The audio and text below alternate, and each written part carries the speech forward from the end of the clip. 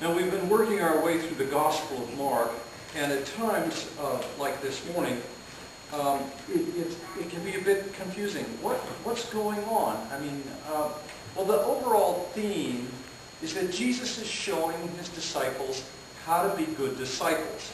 And he's doing that today again.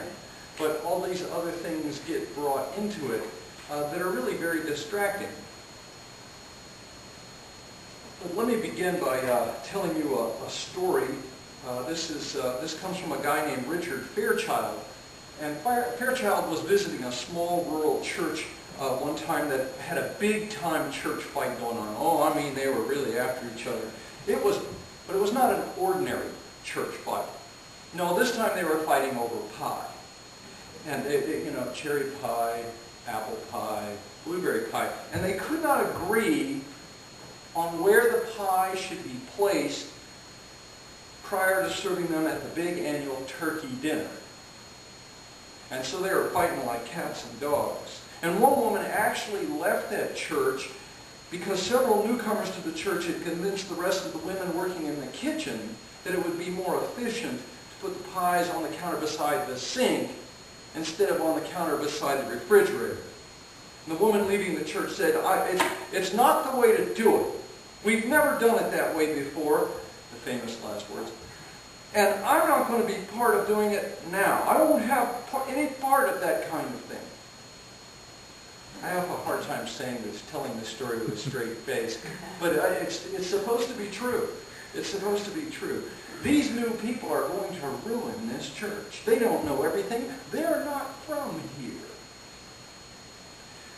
Now, I don't know if that sounds familiar to anyone here today, but I know Christians can fight over the darndest things you can imagine. But this is the first time, really, I've heard about division in a church because of pie. I hope it's the last time.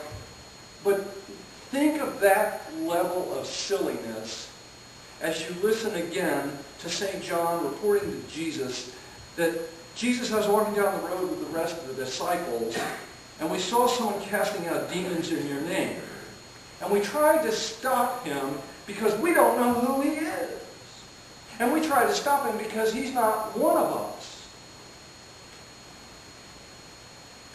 And Jesus isn't very concerned. Do not forbid him. For no one who does a mighty work in my name will be able soon after to be able to speak evil of me. For he that is not against us is for us. And they are struggling to understand this. They are struggling to understand this because, well, wait a minute, what happened to this company of elect, the elect that we're part of?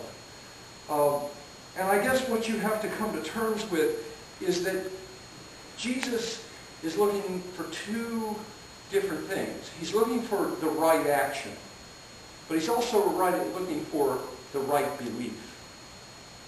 And what's ideal is when we put them together. And the person casting out demons was doing a good thing, even if he didn't know this Jesus. He was still doing a good thing. And notice how Jesus concludes this section. I tell you, whoever gives you a cup of water to drink because you bear the name of Christ will by no means lose their reward. It doesn't matter what they believe. They're doing a good thing. They're doing a good thing. And so don't mess with that. Don't mess with that. Do not forbid them.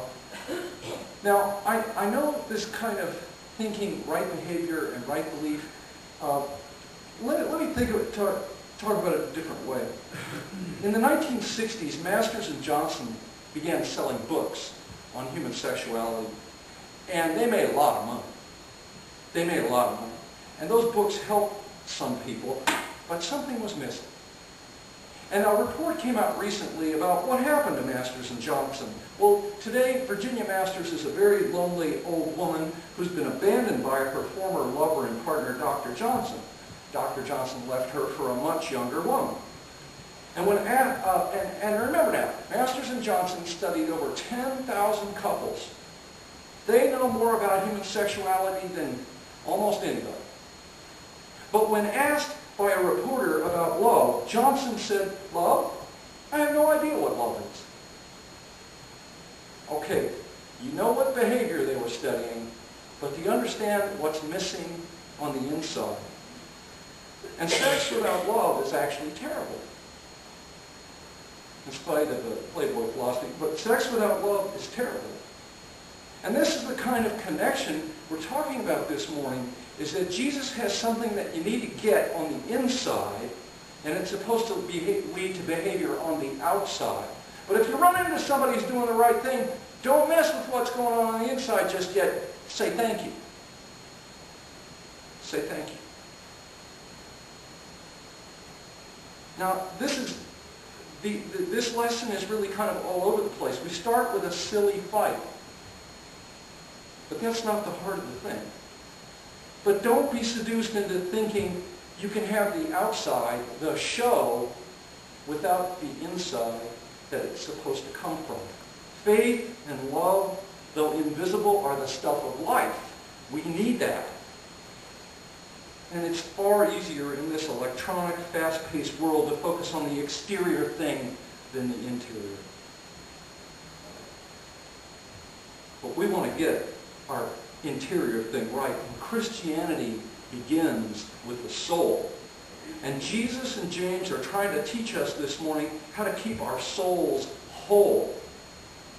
And the gospel continues with Jesus talking about a very important subject. He starts talking about sin.